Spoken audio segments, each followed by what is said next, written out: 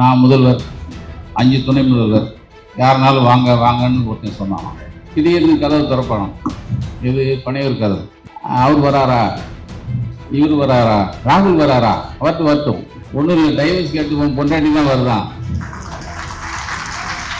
இந்த கிண்ணத்துக்கு ஈயம் பிடிக்க தெரியாதவன் அண்டாக்கு ஈயம் பிடிக்கிறேன் நானா. ஏன்னா உன் வீட்டு பொண்டாட்டி வச்சுக்க தெரியல. நான் சிஎம் அப்படின்னு ஒருத்தர் தெரிஞ்சானா. இவன் பஸ்ல ஏறினான்னா குணத்தை பார்க்காம பஸ் இறங்க. நேற்று கூட 2 பையன் மேல அடிச்சு சீரியஸா கிடக்குறான். இப்ப உங்க நொன்னனே சொல்லிட்டான்ல, ஸ்டாலின் சாரு எனக்காக ஆதரவு கொடுத்ததுக்கு நன்றினார்ல. இப்போ நீங்க எல்லாம் எங்கடா கொண்டு போய் மூஞ்சி வச்சிருக்கீங்க? 22 கட்சி, நீ பார்க்கவே பிரம்மாண்டமா இருக்கு. நீ எழுத்துக்கிற நீங்க நிப்பாங்கிறீங்க. அவன் என்ன சொல்றான், ஒரு அந்த டீ விற்கிறவன் எல்லார் வீட்லயும் விஜய் இருப்பான், எல்லார் வீட்லயும் விஜய் இருக்குன்னு. அட மூதேவி, இப்ப எங்காலு எல்லார் வீட்டுல மனசுலயும் போய் உட்காந்துட்டாரா மூதேவி. இப்போது புதிய அறிமுகம் ஆச்சி ஹோட்டல் சாம்பார் 50 கிராம் ரூபாய் 20 மட்டுமே.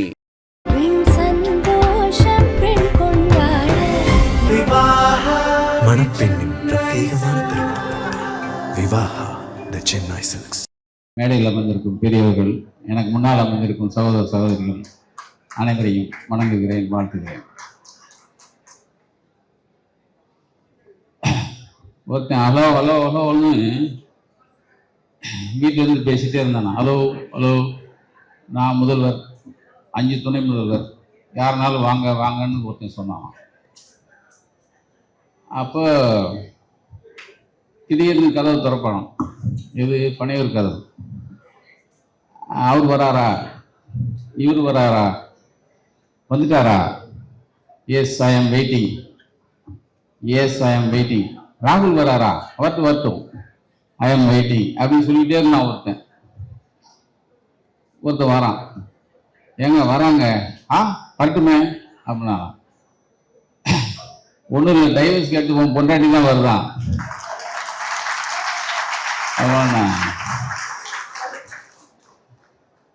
அதாவது ஒரு பழமொழி சொல்லுவாங்க, இந்த கிண்ணத்துக்கு ஈயம் பிடிக்க தெரியாதவன் அண்டாக்கு ஈயம் பிடிக்கிறேன் நானா. ஏன்னா உன் வீட்டு பொண்டாட்டி வச்சுக்க தெரியல. நான் சிஎம் அப்படின்னு ஒருத்தர் தெரிஞ்சானா. எனக்கு இந்த அதை விட கொடுமை என்னன்னா, இந்த கூர்க்கா இருக்காங்கல்ல, கூர்க்கா வந்து கத்தி வச்சுப்பாங்க. எப்பயும் ஒரு நல்ல கூர்மையான கத்தி, அது கவருக்குள்ள இருக்கும். கத்தி எடுத்துட்டா ரத்தம் பார்க்காம கூர்க்கா கத்தி வைக்க மாட்டாங்க. அது மாதிரி இவன் பஸ்ல ஏறினான்னா குணத்தை பார்க்காம பஸ் இறங்க. நேற்று கூட 2 பையன் மேல அடிச்சு சீரியஸா கிடக்குறான். இந்த லட்சணத்துல ஜனநாயகன் உண்மையிலேயே ஜனநாயகம் யாரு? அந்த ஜனநாயகனை பத்தி நம்ம பேசிட்டு இருக்கோம். உண்மையிலேயே ஜனநாயகம் வாழ்க்கையில ஒரு உண்மையான ஜனநாயகனுக்காக தான் நம்ம இந்த கூட்டம். இப்ப ஜனநாயகம் நேற்று பேசி வாக்குல எத்தனை நாளைக்கு? ஜனநாயகம் ஜனவரி 8ஆம் தேதி வர வேண்டியது, வரல. அப்பெல்லாம் வாய் எல்லாத்தையும் 9 வாரத்தையும் பொத்திக்கிட்டு உட்காந்து அப்படி. ஆனா நம்ம சிஎம் இருக்காரு, அவர் ரொம்ப பெருந்தன்மை. அவர் ஜனநாயகம் வரலன்னு ஒன்னா அவர் ஒரு ட்விட்டு போடுறாரு. அந்த ட்விட்டையும் எடுத்து வந்தேன். இப்போ ஜனவரி 9ஆம் தேதியே ஒரு ட்விட்டு போடுறாரு. சிபிஐ, இடி, ஐடி வரிசையில் சென்சார் போர்டும் ஒன்றிய பாஜக அரசின் புதிய ஆயுதமாக மாறியுள்ளது, கடுமையான கண்டனங்கள்னு போடுறார். எனக்கு அவர் மேல வருத்தம் தான். ஒருத்தன் நம்மளை திட்டிகிட்டு இருக்கான், ஆனா அவன் படம் வரலைங்கிறதுக்காக இவரு விட்டு போறாரு மத்திய அரசு ஏற்று. இப்ப ஜனவரி 9, 60 நாள் கழிச்சு ஒருத்தன் இப்ப ஜனநாயகனுக்காக எனக்கு ஆதரவு தெரிவிச்ச முதல்வர் சாருக்கு ஸ்டாலின் சாருக்கு நன்றி. இப்ப 60 நாள் ஆச்சு. 60 நாள் என்ன பண்ணான்னா 1 2 3ன்னு எண்ணிட்டு இருந்தான் உள்ள. என்ன பித்து பிடிச்சி 60 நாளும் என்ன செய்யறதுன்னு தெரியாம இப்ப ஞானோதயம் வந்து ஸ்டாலின் சார் அவருக்கு நன்றி. இது என்ன, ஏன் இதை வந்து சொல்ல வரேன்னா, ஜனநாயகம் நின்ன உடனே இந்த ஜனநாயகம் நிறுத்தினது திமுகன்னு பழி போட்டாங்க. இப்ப உங்க நொன்னனே சொல்லிட்டான்ல, ஸ்டாலின் சாரு எனக்காக ஆதரவு கொடுத்ததுக்கு நன்றினார்ல. இப்போ நீங்க எல்லாம் எங்கடா கொண்டு போய் மூஞ்சி வச்சுக்குவீங்க?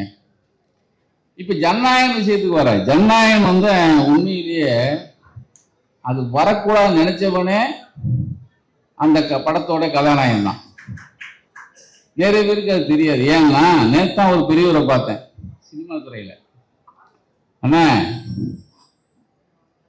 ஜனநாயகம் படம் நல்லா இல்லை, பாதிக்கு மேல புட்டுக்குச்சு.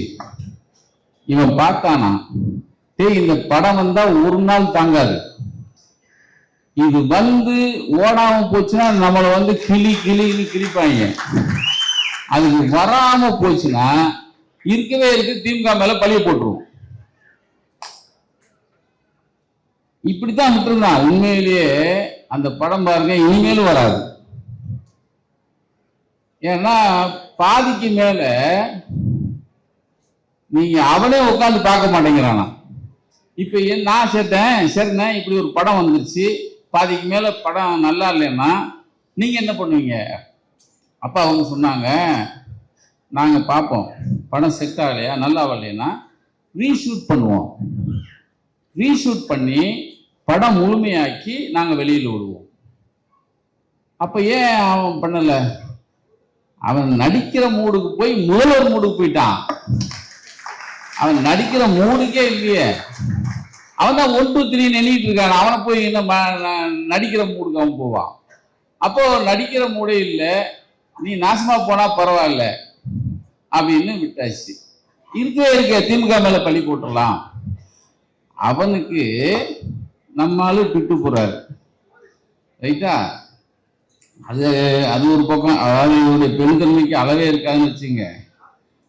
அது இல்லாம சனி முடிச்ச பேப்பர் வரமாட்டேங்குது பாருங்க. 60 நாள் கழிச்சு போட்டேன்னா நம்ம ஆளுக்கு பெருந்தன்மைக்கு அளவே கிடையாது. இந்த எச் ராஜான்னு அவன் ஒரு தீவிரவாதி. ஏன்னா அவன் நம்மளை தீவிரவாதிங்களா, நம்ம அவனை தீவிரவாதின்னு சொல்லணும்ல. அவன் ஒரு தீவிரவாதி. அவன் என்ன பண்ணா, கோர்ட்டில் வந்து திருப்பரங்குன்றத்துக்கு நான் அரசு சொல்லுது இந்த மாதிரி அயோத்தி மாதிரி மாறிடக்கூடாதுங்கிறதுக்காக தான் நாங்கள் பண்ணோம். அதுக்கு அவன் சொல்றான், அயோத்தி ஆகிறதுக்கு ஆரம்பம்தான் இந்த திருப்பரங்குன்றங்கிறான். எங்க அங்க உட்காந்து அந்த பரதேசி ஆஸ்பத்திரியில் படுத்துக்கிட்டான். நம்ம ஆளு நம்மளதான் திட்டிருக்கான், நம்மள போவோமா? இவர் பெரும் மனசுல 2 தடவை போய் பார்க்கறாருங்க. அவன் கட்சிக்காரனே பார்க்கல. எங்க பிரியண்ண கூட சொன்னார், அவன் கட்சிக்காரனே பார்க்கல. அப்போ அதை விட ரொம்ப பெரிய மனசு எங்க அப்படின்னா, ஏன்னா ஒரு நம்மளை ஆளுகிற தலைவராக இருக்கிறவரு ஓட்டு போட்டவங்களுக்கும் போடாதவங்களுக்கும், நீங்க போடாதவங்களையும் அரவணைச்சு கொண்டு போற அந்த அருமை இருக்குல்ல, நீங்க கலைஞருக்கு அப்புறம் நான் பார்க்கிற மிகப்பெரிய தலைவரா நான் பார்க்கிறேன். அப்போ நமக்கு ஓட்டு போடல, மாற்றானுக்கு நம்ம வந்து நல்லது செய்யணும் அப்படிங்கிறது ஒரு பக்கம். இப்ப சமீபமா போன 25ஆம் தேதி ஐயா நல்லகண்ணு இறந்துட்டார். தமிழ்நாட்டில் இருக்கிற அத்தனை பெரும் தலைகள்லாம் அங்க நினைச்சு, ஒரே ஒரு ஆளை தவிர. யாருங்கிறீங்க? இபிஎஸ். அவர்கிட்ட போய் கேட்குறாங்க, என்னங்க நல்லகண்ணு ஐயாவுக்கு போலையா அப்படின்னு. அவரு, எங்க அம்மா சாவுக்கு வரல, அதனால நான் போகல. யாரு? இப்படி ஒரு தலைவன். சரி, அதுக்குள்ள போவேண்ணா, என்ன அதுக்குள்ள போனா ட்ராக் மாறிடு. ஆனா அந்த மனுஷன் எல்லாரும் நாங்கள் எல்லாம் கடைசியில் இருந்தோம். கடைசி அரசு மரியாதைக்கு முன்னாடி ஒரு பெரிய வளையம், மலர் வளையத்தை அப்படி வச்சு வீர வணக்கம் அடிச்சாரு பாருங்க. நீங்க அவருக்கு 2 பொம்பளை பிள்ளைய, யாருக்கு? நல்ல கண்ணுக்கு. ஆனா மூத்த மகனா நின்னாங்க. அவர் போட்ட கோஷம் இருக்குல்ல, ஒரு சாதாரண ஒரு எளிய மனிதரா அவரு நம்மளை விட்டு போனாரு. ஆனா அவரை கொண்டு போய் உயரிய பெரிய இடத்துல உட்கார வச்சவரு அண்ணன் ஸ்டாலின். இதுக்கு இந்தியாவே திரும்பி பார்த்துச்சு. அவர் ரெட் சல்யூட் கொடுக்கும்போது இந்தியாவே திரும்பி பார்த்துச்சு. அவருடைய அந்த உணர்ச்சி வேகத்துல அவர் கத்துனது, நீங்க ஒரு சிஎம் இப்படி இருக்க முடியுமா? அது மாற்று கட்சி. ஆனா கட்சி பேதம் இல்லாம ஒரு மனுஷன் எளிமையாவே இருந்து தூயவனா இருந்து அதாவது தன்னை இந்த உலகத்துக்கே, இந்த இந்தியாவுக்கே, இந்த தமிழுக்கே, இந்த நாட்டுக்கே அர்ப்பணிச்ச ஒரு வீரம் வரவன். அவருக்கு கடைசி அவர் கொடுத்த அந்த ரெட் சல்யூட் இருக்குல்ல, அதுக்கப்புறம் 72 குண்டு அதெல்லாம் ஆச்சு. மிகப்பெரிய இந்தியா திரும்பி பார்த்த ஒரு தலைவனாக மாறினார். அதான் மனிதநேயங்கிறதுக்காக வர. அப்படிப்பட்ட ஒருத்தர் நான் தான், இதுதான்டா தலைமை அப்படின்னு ஒரு சின்ன நேற்று நடந்திருக்கு, பார்த்தீங்கன்னா தெரியும். மதுரையில் ஒரு மாநாடு, அது பிஎம் பேசுறாரு. என்டிஏ கூட்டணி தான் ஆட்சிக்கு வருங்கிறான். யாரு? நல்லா கவனிச்சுங்க. பிஎம் பேசுறாரு, என்டிஏ கூட்டணி தான் ஆட்சி அமைக்குங்கிறார். அங்க நம்மால் ஒருத்தர், இந்த சாவுக்கு வராதவர் இருக்கார்ல, டிபிஎஸ், இல்ல நான் தான் சிஎம் கேண்டிடேட். அவரை சேர்ந்தவன் பூரா இவர் தான் சிஎம் கேண்டிடேட்ங்கிறான். ஆனா டெல்லியில இருக்கிறவன் சொல்றான், என்டிஏ தாண்டா டே கூட்டணி அமைக்க போகுது, ஆட்சி அமைக்க போகுது, ரெட்டை இன்ஜின் தாங்கிறான். அப்போ டக்குன்னு ஒரு ஹோட்டல்ல பியூஷ்னு ஒருத்தருக்கு தலைமையில இவங்க எல்லாரையும் கூட்டு வச்சு பங்கு போயிருக்காங்க. அது சீட் சரி செட் ஆகலை. நீ வேணும்னா டெல்லிக்கு வந்துட்டான். டெல்லிக்கு போறாரு. அங்கேயும் இன்னும் முடிவாகல. ஒரு கூட்டணி, நான் தான் கூட்டணி தலைமைங்கிறான். ஆனா அந்த தலைமைய அவன் ஏத்துக்கல. நீ இங்க பேசுறாங்கிறான். அதை அப்படியே ஷார்ட்டை கட் பண்ணி இங்க கொண்டு வந்தீங்கன்னா 22 கட்சி கூட்டணி. 22 கட்சி கூட்டணியில உனக்கு சீட் வேணுமா? அறிவாலயம் வா. நீ எவ்வளவு பெரிய ஆளா இரு. அது என்னமோ சோடங்கிய கோடங்கின்னு ஒருத்தன், கோடங்கர், ஏதோ ஒரு கோடங்கர்னு வச்சுங்க. வந்தாங்க, பேசினாங்க. நான் கூட்டணிக்கு எதிரெல்லாம் பேசல. கட்சி தலைமை, கூட்டணி தலைமைனா நான் தாண்டா. உனக்கு என்ன வேணும்? வா, பேசு.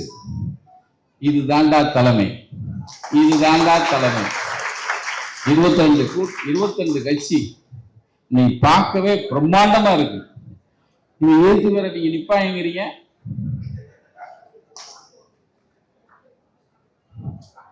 ஒருத்தன் வருவான்னு பிறகு அவன் வீட்டுக்காரமா இப்ப நோட்டீஸ் அனுப்பிடுச்சு.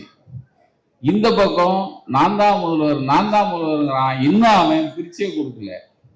இப்ப இதுக்கு இடையில 22 குதிரை போட்ட ஒரு பெரிய கம்பீரமா ஒரு ரிக்ஷா சாரட் வண்டிப்போம்ல, அது ஓட ஆரம்பிச்சிருச்சு. நேத்தே அண்ணன் நம்ம சிதம்பரம் தலைமையில நேற்று அரசியல் அந்த தேர்தல் கூட்டத்தை ஆரம்பிச்சு விட்டார். இவர் தான் எப்பயுமே பிள்ளையாசி போறவர் நம்மால். இப்ப மனிதநேயத்துக்குள்ள, ஏன்னா எனக்கு 10 நிமிஷம் தான் நம்மால் பிரச்சனை கூட 10 நிமிஷத்துக்குள்ள. அப்போ கொஞ்ச நாளைக்கு முன்னாடி வெல்லும் தமிழ் பெண்கள்னு ஒன்று நடந்ததுங்க. அதுல ஒரு அம்மா, மாதவின்னு ஒரு பொண்ணு, ஒரு அம்மா பேசி, ஒரு மனுஷன் தனக்கு கீழே இருக்கிற மக்கள்கிட்ட யாரெல்லாம் இயலாமல் இருக்காங்க, இல்லாமல் இருக்காங்க, அவங்கள தேடி பிடிச்சி அவங்களுக்கு வந்து நல்லது செய்கிறதுக்கு பார்த்தீங்களா, நீங்கள் அவங்களுடைய திட்டங்கள்லாம் பார்த்தீங்கன்னா எல்லாரும் அந்த திட்டத்தால் பயனடைஞ்சிருப்போம். இப்போ அவன் என்ன சொல்கிறான், ஒருத்தன் அந்த டிவிக்கிறவன் எல்லார் வீட்லேயும் விஜய் இருப்பான், எல்லார் வீட்லேயும் விஜய் இருக்குன்னு. அட மூதேவி, இப்போ எங்காலு எல்லார் வீட்டிலும் மனசுலையும் போய் உட்காந்துட்டாரா மூதேவி அப்படிங்கிற மாதிரி ஒரு அம்மா சொல்லிட்டு, மாதவின்னு ஒரு அம்மா. அந்த அம்மா ராமநாதபுரம், எங்கள் ஊர் பக்கம் ஒரு கிராமம், அச்சுந்த வயல்னு ஒரு சின்ன கிராமம் எங்கள் அம்மா ஊர் பக்கம். அந்த அம்மா வந்து கைம்பெண், அதாவது கைம்பெண்ணா கணவனை இழந்தவங்க கைம்பெண் தானே சொல்லுவாங்க. ஆமாம். அப்போ அந்த அம்மா சொல்லுது, எனக்கு 2 பொம்பளை பிள்ளைய, என் புருஷன் செத்துட்டாரு, நான் கூலி வேலைக்கு போயிட்டு இருந்தேன், டெய்லி 100 ரூபா கிடைக்கிறது பெரிய வேலையாக இருந்தது, எப்போயாவது வாரம் ஒரு 100 ரூபா கிடைக்கும், அதை வச்சு நான் சாப்பிட்டு இருந்தேன். மகளிர் உரிமை தொகைன்னு வந்துச்சு, எனக்கு 1000 ரூபா கொடுத்தோன்னே அதை பார்த்தோன்னே 10,000 ரூபா கொடுத்த மாதிரி நான் வந்து அப்படி நினைச்சு சந்தோஷப்பட்டேன். அந்த 1000 ரூபாய்க்கு என்ன பண்ணேன்னா, முதல்ல 2 கோழி வாங்கினேன், முட்டையிற கோழி, நல்ல நாட்டு கோழியா, அது 10 முட்டை இடிச்சு. அந்த 10 முட்டையை கொண்டு போய் ஒரு பணக்கார வீட்டில் விற்றேன், 200 ரூபா கொடுத்தாங்க, 1200 ரூபா ஆயிடுச்சு. அந்த கோழியெல்லாம் சேர்த்து 1200 ரூபா வச்சு மறுபடியும் நான் என்ன பண்ணேன், மறுபடியும் 4 கோழி வாங்கினேன், 4 கோழியும் 20 முட்டை வந்துச்சு. இது அப்படியே சேர்த்துட்டே வரேன், சேர்த்துட்டு வந்தா எனக்கு 4 மாதம் சேர்த்து இதெல்லாம் சேர்த்து 8000 ரூபாய் வந்துச்சு. 8000 ரூபாய்க்கு 2 ஆடு வாங்கினேன். 2 ஆடு ஒவ்வொன்றும் 30 கிலோ இருக்கும். 2 ஆட்டை வாங்கி அதை வந்து கடை போட்டேன். இன்னைக்கு என் மகளுக்கு 10,000 ரூபாய் ஸ்கூல் ஃபீஸ் கட்டிட்டேன். என் கையில் 10,000 ரூபாய் இருக்கு. நான் தலை நிமிர்ந்து நடக்கிறேன். யாரு? ஒரு விதவை பெண், ராமநாதபுரத்தில் ஒரு ஊராட்சி அச்சிந்தவையில் ஒரு கிராமத்தில் அந்த அம்மா சொல்லுது, எங்க வெல்லும் பெண்கள்ங்கிற ஒரு நிகழ்ச்சியில் வந்து அப்படியே இன்னொரு பொண்ணு சரண்யான்னு ஒரு பிள்ளை, அந்த பிள்ளை வருது, நான் வந்து என்னை கட்டி நான் வந்து எனக்கு தேனி என்னை கட்டி கொடுத்தது திருப்பரங்குன்றத்தில் நான் இருந்தேன், நான் வீட்டை விட்டு வெளியே போக மாட்டேன், என் புருஷனே என்னை ஒன்றும் சொல்ல மாட்டார். அப்படி இருக்கும்போது எங்கள் பக்கத்து வீட்டுக்காரா சொல்லிச்சு, அதாவது வெற்றி நிச்சயங்கிற ஒரு கோர்ஸ் எடுக்கிறாங்க கவர்மெண்ட்டில், நீ அங்கே போய் படித்தேன்னா நீ அதை படித்து பெரிய ஆள் ஆகிடலாம். அது வந்து மகளிர் உரிமை தொகை. இது வந்து வெற்றி நிச்சயங்கிற ஒரு இதில் போய் படிக்க போனேன். அப்போது நான் பிராட்பேண்ட் டெக்னீஷியன் கோர்ஸ் ஒன்று எடுத்து படித்தேன். அவங்க படிக்க வச்சாங்க, 92 மார்க் வாங்கினேன். 92 மார்க் வாங்கின உடனே எனக்கு உடனே பிளேஸ்மெண்ட் கிடைச்சிது. நான் நாமக்கல்ல இப்போ வேலை பார்க்குறேன். இப்போ நான் தைரியமாக நான் ஒத்தையில் நான் சென்னைக்கு வந்தேன். சென்னைக்கு வர்றதுக்கு முன்னாடி நேர திருப்பரங்குன்றம் முருகன்கிட்ட போனேன். முருகா, நான் ஜெயிச்சிட்டேன் இந்த கவர்மெண்டால அப்படின்னு சொல்லிட்டு நான் இங்கே வந்தேன். ஷார்ட் எப்படி பாருங்க, ஒரு அம்மா ஒரு ஏழை விதவை, அது வந்து 1000 ரூபாயை வச்சு 10,000 ரூபாயில 20 ரூபாய் ஆக்குது. இந்த பக்கம் ஒரு வெற்றி நிச்சயங்கிற ஒரு படிப்பை படிச்சு அந்த அம்மா இன்னைக்கு என் புருஷனைய எங்கேயும் போகாம வீட்டிலே வச்சிருந்தாரு. இப்ப நான் ஒத்தையில நான் சென்னைக்கு போறேன். இப்ப எனக்கு பஸ் கிடைக்கலையா, நான் ஆட்டோல போற அளவுக்கு தைரியம் வந்துருச்சுங்குது அந்த பிள்ளை. அதுக்கு அடுத்து அப்படியே போனீங்கன்னா மனிதாபிமான திட்டம், எத்தனை திட்டங்கிறீங்க, அன்புக்கரங்கள்னு ஒரு திட்டம் கேள்விப்பட்டிருப்பீங்க. அந்த அன்புக்கரங்கள்ல அப்பா அம்மா இல்லாத அநாத பிள்ளைகளை தேர்ந்தெடுத்து அவங்க கண்டுபிடிச்சு அவங்க படிப்புக்கும் அவங்க வாழ்க்கை செலவுக்கும் அரசே செலவழிக்குது. அரசே செலவழிச்சு அவங்கள படிக்க வச்சு, இதுதாங்க தாய்மை. அதாவது அப்பா அம்மா இல்லாத பிள்ளைகளுக்கு அப்பா அம்மாவாக இருக்கிற ஒரே தலைவன். நீங்க வந்து அந்த பிள்ளைகள் சந்தோஷப்படுறதை பார்க்கும்போது அந்த பிள்ளையோட பேட்டி எங்ககிட்ட இருக்கு, நாங்க பேட்டி எடுத்து போட்டுருவோம். அதே மாதிரி தாய்மானவர் திட்டம் என்னங்கிறீங்க, வயசானவங்க வீட்டில் இருப்பாங்க, அப்ப ரேஷன் கடைக்கு போக முடியாது, பக்கத்துல இருக்க எப்பயாவது இருக்க வாங்கி தருவாங்க, அவங்களுக்கு மூடு இல்லைன்னா வாங்கி தர மாட்டாங்க. அவங்கள கண்டுபிடிச்சு அவங்களுக்கு ரேஷன் கடையில வாங்கி கொண்டு போய் வீட்டில் கொடுக்குற திட்டம் பாருங்க, தாய்மானவர் திட்டம்.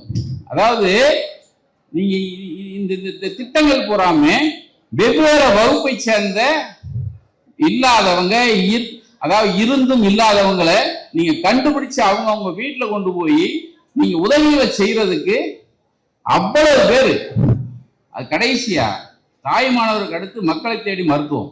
சார் இதுவரைக்கும் 3 கோடி பேருக்கு மருத்துவம் கொடுத்துருக்காங்க சார். இதுவரைக்கும் இந்த மக்களை தேடி மருத்துவங்கிறது 3 கோடி. இது சாதாரண விஷயமே இல்லை. இந்த மருத்துவம் என்ன அப்படின்னா, பெரியவங்க வீட்டுல இருப்பாங்க, மருமக கவனிக்காது, மகன் கவனிக்க மாட்டான், இவங்களை கண்டுபிடிக்கிறாங்க. இவங்களுக்கு நோய் இருக்கும், ஆஸ்பத்திரி கூட்டு போக ஆள் இருக்காது, அவங்கள ஆஸ்பத்திரி கூட்டு போய் இல்ல இவங்களே வீட்டுக்கு போறாங்க. சாரி, இவங்களே வீட்டுக்கு போறாங்க. சுகர் டெஸ்ட், பிபி டெஸ்ட், எல்லா டெஸ்டும் எடுத்து அவங்களுக்கு தேவையான மருந்துகளை வீட்டில் கொண்டு போய் கொடுத்து அவங்களுக்கு அவங்களுடைய வாழ்க்கை சுகாதாரமா இருக்கிறதுக்கு மிகப்பெரிய வேலையை பண்ணிட்டு இருக்காங்க. இது 3 கோடி பேருக்கு பண்ணியிருக்காங்க. அப்போ இதுக்கு அடுத்து கடைசியா இலங்கை தமிழர் 1 லட்சம் பேர் இருக்காங்க தமிழ்நாட்டில். அவங்களுக்கு குடியுரிமை கிடையாது, ஆனா 40 வருஷமா இருக்காங்க. அந்த 40 வருஷமா இருக்கிற இலங்கை தமிழர்களை நீங்க குடியுரிமை கொண்டு வரணும்னா அது மத்திய அரசு தான். அதுக்கு இவர் லெட்டர் மேல லெட்டர் எழுதிட்டே இருக்காரு, அவங்களுக்கு குடியுரிமை கொண்டு வரணும். ஏன்னா 40 வருஷத்துக்கு முன்னாடி வந்தவன் பிள்ளை பத்து, அந்த பிள்ளைக்கு பிள்ளை பத்து இருக்குல்ல, அவங்களையாவது குடியுரிமை கொண்டு வரணும்னு இவர் ஃபைட் பண்ணிட்டு இருக்காரு சிஎம். அந்த அவங்களுக்கு இது வரைக்கும் 7000 வீடு கட்டி கொடுத்துருக்காரு. சாதாரண விஷயம் இல்லை. அவங்களுக்கு ஓட்டு கிடையாது சார், அவங்களுக்கு ஓட்டு இல்லை. ஓட்டு இப்பதான் ஓட்டை வச்சுதானே எல்லாம் கணக்கு பண்றான் மற்றவெல்லாம். ஓட்டு இல்லாட்டாலும் நீங்க இவங்க வாழ்க்கை தரம் உயர்ந்திருக்கணும் அப்படிங்கிறது 7000 10,000 வீடு கணக்கு, அதுல 7000 வீடு கட்டி கொடுத்துருக்காரு. இவ்வளவு வேலைகளை பாரபட்சம் இல்லாம தமிழகத்துக்கு திட்டம் திட்டம் திட்டம் திட்டம். எங்க அண்ணா ஐயனார் சொன்னாரு, இந்த ரூபாய் கொடுக்கறத கடன் ஆயிட்டான்னு ஒரு பறவை சொல்லிட்டே இருப்பான். தமிழ்நாடு கடன் ஆயிடுச்சு, இவரால கடன் ஆயிடுச்சுன்னு. உங்க அப்பா வீட்டு துட்டை எடுத்து கொடுக்குறாரு, அவர் கொடுக்குறாரு. அரசாங்கம் நீங்க மேல இருக்கிறோம் குரு எத்தனை 195 லட்சம் 195 கடனை வச்சிட்டு இருக்கான். நான் இவரு அப்படிலாம் இல்லை. இந்த 5000 ரூபாய் போட்டாங்கல்லங்க, 5000 ரூபாய் போட்டு தெரிஞ்ச உடனே எதிர்கட்சிக்காரன் 10 பேர் ஆஸ்பத்திரி போயிட்டான். பூரா நெஞ்சு வலி முடிஞ்சுடா. எல்லாருக்கும் 5, அதாவது என்ன முதல்ல என்ன சொல்லுவான், 1000 ரூபாய் விழுந்த உடனே எல்லாரும் டாஸ்மாக் போயிடறாங்க, டாஸ்மாக் கொண்டு போயிடறான்னா. இதை சொல்லவே இல்லை ஒரு வேலும். ஏன்னா 5000 ரூபாய் பூரா சரியான அளவுக்கு சரியான இடத்துல போய் விழுந்துருச்சு. இந்த மக்கள் 5000 ரூபாய நீங்க 5000 ரூபாய் விழுந்த உடனே 5% ஓட்டு ஏறிடுச்சுன்னு அவங்களுக்கு கணக்கு போயிருக்கு. அதாவது ஒரு 50% ஓட்டு இருக்குன்னா 55 ஆயிடுச்சான். கடைசியா ஒரு பிஜேபியில் சேர்ந்த ஒரு பெரியவர், ஒரு பேராசிரியர், அவர் என் தம்பி வாக்கிங் கோயில அவரும் கூட போனார். அவர் சொன்னாராம், சார் நான் கலைஞர் ஆட்சியை பார்த்துருக்கேன், கலைஞர் ஆட்சியில் இந்த கேடர்லாம் வேலை பார்க்கறத பார்த்தேன், ஆனால் இப்போ வேலை பார்க்கறது இருக்குங்க சார். இப்போ இந்த கவர்மெண்ட்ல அந்த தொண்டர்களும் அந்த நிர்வாகிகளும் வேலை பார்க்கறத பார்த்தா நான் எங்க மேலேயே சொல்லிட்டேன், சத்தியமா இவங்களை அடிச்சுக்கவே முடியாதுன்னு சொல்லிட்டேன். வெளியே வேலை பார்க்கறாங்க, யாருமே சும்மா இல்லை, வேலை பார்த்துக்கிட்டே இருக்காங்க. இப்ப எஸ்ஐஆர் வந்ததுல இருந்து வேலை பார்த்துக்கிட்டே இருக்காங்க சார். நான் உதாரணத்துக்கு ஒரு கிராமத்துக்கு போறேன்.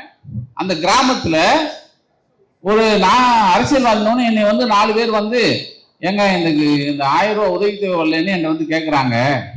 அம்மா நான் எதிர்கட்சிமா என்னால் முடியாதுமான்னு சொல்லிட்டு இருக்கும்போது ஒரு 3 இளைஞர் வந்தான். 3 பேர் பாட்டி வாங்க அப்படி கூட்டு போனான். நான் பார்த்துக்கிட்டே இருக்கேன். உங்க பேர் சொல்லுங்கன்னு செல்போன்ல ஒரு ஆப் ஓப்பன் பண்ணாரு. உங்க பேர் சொல்லுங்க, உங்களுக்கு வரலையா உங்க அட்ரஸ் அப்படின்னு ஆப்பை திறந்து ஒரு 10 நிமிஷம் எல்லா வேலையும் பண்ணாரு. அந்த 3 பேருக்கும் சேர்த்து, ஏமா நான் ஒரு நம்பர் தரேன், இந்த மாசத்துலேருந்து உங்க 1000 ரூபா வரும், வரலன்னா இந்த போனுக்கு ஃபோன் பண்ணுங்கன்னு சொல்லிட்டு ஒரு ஸ்லிப்பை கொடுத்து போயிட்டே இருந்தான். நான் அந்த பையங்களை கூப்பிட்டு கேட்டேன், நீங்க யாருண்ண? நாங்க இளைஞர் அணி, எங்களை தேர்ந்தெடுத்திருக்காங்க. அப்ப இதெல்லாம் பண்றீங்க? எங்களுக்கு எல்லாம் ட்ரைனிங் கொடுத்துருக்காங்க சார். இந்த மாதிரி சின்ன சின்ன யாருக்கெல்லாம் வரலையோ அதை ஃபில்லப் பண்ற வேலை எங்க வேலை அப்படின்னாங்க. சார் இதுக்கு முன்னாடி நாங்கெல்லாம் ஒண்ணுமே இல்லை சார், சத்தியமா. அதுவும் இப்பயும் இந்த உட்காந்துருக்கிற போனை நோண்டிட்டே இருப்பார் பாருங்க எங்க சேவராவண்ணே, சும்மா இல்லை. காலையில முரசொலி பேப்பர் பார்த்தா பக்கம் பூரா சேகர்பாபு இருக்கு. பக்கம் பூரா காலையில 8 மணிக்கு ஒரு விழா, 10 மணிக்கு ஒரு விழா, 12 மணிக்கு ஒரு விழா. ஏன்னா நீ மனுஷனா என்னென்ன நான் இவர் மொத்தம் இல்ல, மொத்த பேரும் இப்படித்தாங்க வேலை பார்க்கறாங்க. அப்போ ஏன் ஜெயிக்காது, ஏன் வராது?